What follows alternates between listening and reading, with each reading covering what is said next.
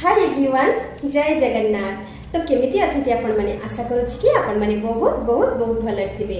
तो आज मु आपण मानक पई नै एसछि मोतीचूर लड्डू बहुत ही इजी प्रोसेस रे। वीडियो को बिल्कुल भी स्किप करिबेनी, फुल ही वॉच करिवे। समस्त को मोतीचूर लड्डू खाया पई भारी पसंद, किंतु ये भी सत कथा मोतीचूर लड्डू बनैया पई भारी कष्ट। किंतु आजिर मोतीचूर लड्डू केवल 15 रु 20 मिनिट भितर बनै कि रेडी करिबा। लड्डू देखिबाकू जेमिति सुंदर देखा जाउछि, खाइबाकू मध्ये सेतिकी स्वादिष्ट। आउ लड्डू भीतर टेक्सचर देखंतु, एकदम सॉफ्ट आउ मॉइस्ट। यही भली परफेक्ट लड्डू बनैया पई वीडियो को फुल देखंतु। आशा करिबी रेसिपीटी भल लागिबो। वीडियो को कंटिन्यू वॉच करंतु, सेथिरे थिबा छोट छोट टिप्स एंड ट्रिक्स को फॉलो करंतु। जदि आपण मानको ए मोतीचूर लड्डू पसंद आसे ताले प्लीज लाइक तो निश्चित भाबे करिवे। चैनल जदि नुआ अछंती ताहाले सब्सक्राइब निश्चित भाबे करंतु। पाखर थिबा बेल आइकन को क्लिक करी ऑल बटन में सिलेक्ट कर नियंतु। तो चलंतु रेसिपी को स्टार्ट करिबा। एबे आमे नबा गोटे मिक्सिंग बाउल आ सेथिरे आमे दबा 2 कप रो बेसन। परफेक्ट लड्डू बनैया पई जे कोनोसी ग्लास कप गिनाटे सेट करंतु, जेउथिरे कि सब जिनिस को मापिकी नेबे आ आपणक रेसिपी परफेक्ट बनिबो। एबे आमे सेथिरे गोटे कप रो पानी देई नबा। 2 कप बेसन पाई गोटे कप रो पानी एकदम परफेक्ट रहिबो। एबे आमे भलो भाबरे मिक्स करिबा। बेसन को पानी सहित 2 रु 3 मिनिट पर्यंत भलो भाबरे मिक्स करंतु, जहा द्वारा कि बेसन रो मोटापण रहिबनी आ कोनोसी लम्स भी रहिबनी। एबे देखंतु फाइनल कंसिस्टेंसी हमर एमिति ही रहिबो। यदि आपण मानकू कंसिस्टेंसी जानिबारे प्रॉब्लम होउची, चामच रे गोटे गार टाणी नियंतु। आ देखंतु चामच रे पतला लेयर लागि रहिची। तो एबे हम बेसन बैटर रेडी हे गला। बेसन बैटर एकदम परफेक्ट अच्छी। तो ये फ्राए करी नबा। एमिति फुल चामच बैटर को दबा। तो गोटे जगह बैटर को ढाळिबेनी, चारिआडे खेळेई की पकेइबे। एमिति खेळेई की पकेइबा द्वारा से आराम से एई भली लंबा लंबा हे की पड़िबो। एमिति आपण माने वीडियो रे देखुचंती सेमिति ही पकेइबे। आपण मानकर कढ़ी रे जेतिकी जागा धरची सेतिकी ही पकांतु, अधिक पकेइबेनी। गैस रो फ्लेम को आमे मीडियम टू हाई फ्लेम रे रखिबा। तो बैटर हमर टिके एठी सेट हे गला परे आपण माने ओलटेई देबे। एबे आमे ताको तळ ऊपर करी भलो भाबरे एमती अलट पलट करिबा, जे पर्यंत कि हल्का ब्राउन कलर न आसीची से पर्यंत ध्यान रखिबे। गैस रो फ्लेम को मीडियम टू हाई रखिकी आकु टिके क्रिस्पी हेला पर्यंत छाणी नेबा बा फ्राई करि नबा। बेसन को एठी बेसी कड़ा करी छाणीबेनी, एकदम हल्का मीडियम कलर टिके आसी गले ब्राउन कलर टाइप रो हे गले एठी हमें छाणी नबा। एठी हमर कोनोसी साइज दरकार नाही पकुड़ीर, जेमिति आपण मानको आसिला तेढ़ा मेढ़ा करके पकेइबे, किंतु मोटा करके गोटे जगह रे गदेकी पकेइबेनी। एतिकी ध्यान रखिबे।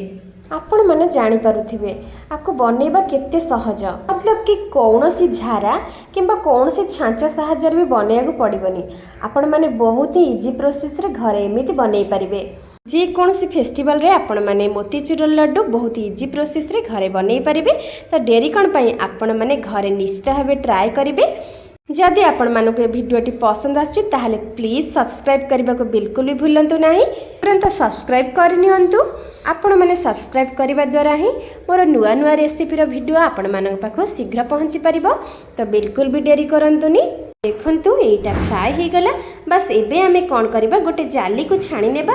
तो एई भली भाबरे आमे एठी जिते बैटर बनैछि सब को छाणी नबा। तो देखंतु सब गुडा को मो सेम प्रोसेस रे छाणी नेछि। आ जहाँ रहिला लास्ट जो आम रही जाउछि ताको भी आमे भल भाबरे एमिति सब छाणी नबा। मतलब कि तेल रे आमे जो छोट छोट पकुड़ी पड़ी रही ताको आमे भल भाबे तेल रे छाणी नबा। कि पकुड़ी एठी छणा हे सला परे एबे जा नेक्स्ट प्रोसेस को एबे आमे नबा गोटे मिक्सिंग जार। एबे कोन करिबा, आमे जो पकुड़ी को छाणी रखिथिले ताको आमे एबे कोन करिबा, मिक्सिंग जार भितरे ए पकुड़ी खंड गुडके एमिति खंड खंड टाइप रो हाथ रे छिंडेला टाइप रो टिके छोट छोट टाइप रो देई नबा ग्राइंडर जार भितरे। एठी हमर किछि पकुड़ी छोट छोट ही फ्राई हेछि, आ किछि बड़ बड़। से बड़ बड़ गुडी को टिके हाथ साहाଯ୍य रे आमे ताको छोट छोट खंड करिके मिक्सिंग जार भितरे देई नबा। पकुड़ी ग्राइंड करिया पई आमे पानी रो व्यवहार करबानी। एई भली सुखिला ग्राइंड करबा केवल 5 रु 10 सेकंड पर्यंत। आठु बेसी ग्राइंड करबानी। ध्यान रखिबे नंबर 1 रे ही ग्राइंड करबा।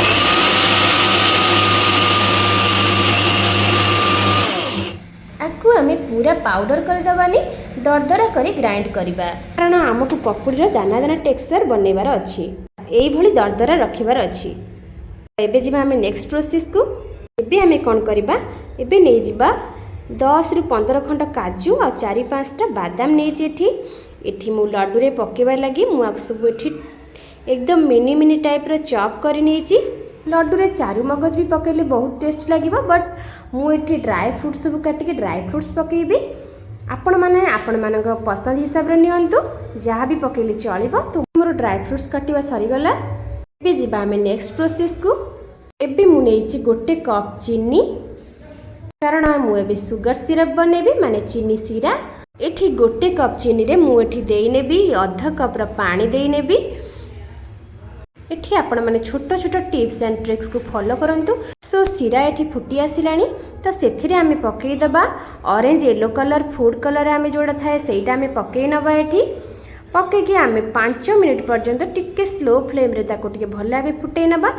एठी आपण ध्यान रखंतु एठी हमर चीनी सीराटा एकदम पतला गोटे तार टाइप रो आसीगले आपण माने जानिबे आपण मानकर चीनी सीरा परफेक्ट हे गला। एबे हमें जो ग्राइंड करी रखिथिले जो पकुड़ी की एबे हमें देई दबा बिल्कुल भी लेट करिबेनी देई देबे सब किछि देई नै ताको भलो भाबे हमें गोळेई नबा। एठी हमें हाथ कंटिन्यूअसली गोळेई चलिबे जेमिति कि बेसन आ चीनी सीरा को भलो भाबे ऑब्जर्व करि परिबो जेमिति सब किछि कि भलो भाबे मिक्स करि नबा।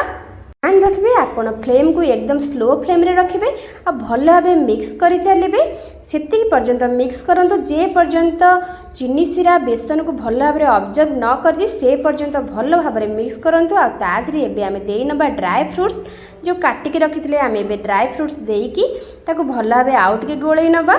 एबे आमे कोन करबा ना एबे गैस रा फ्लेम को ऑफ करि नबा आउ टिके भल भाव ताको गोळेई नबा।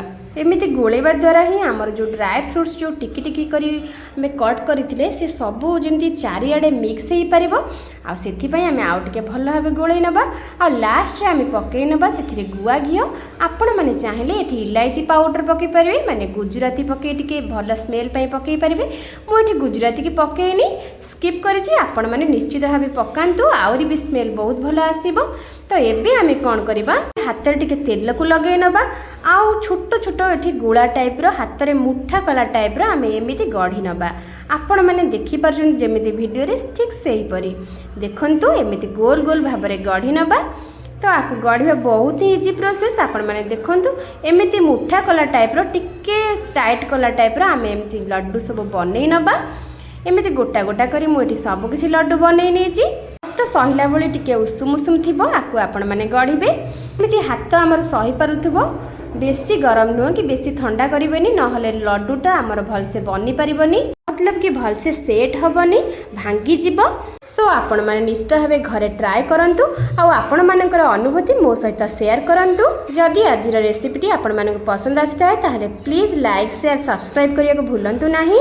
आजिर वीडियो को मु एठी एंडिंग रखुची पुणी देखाबो आउ एक न्यू वीडियो रे आउ एक न्यू रेसिपी सह। तो रहिली जय जगन्नाथ।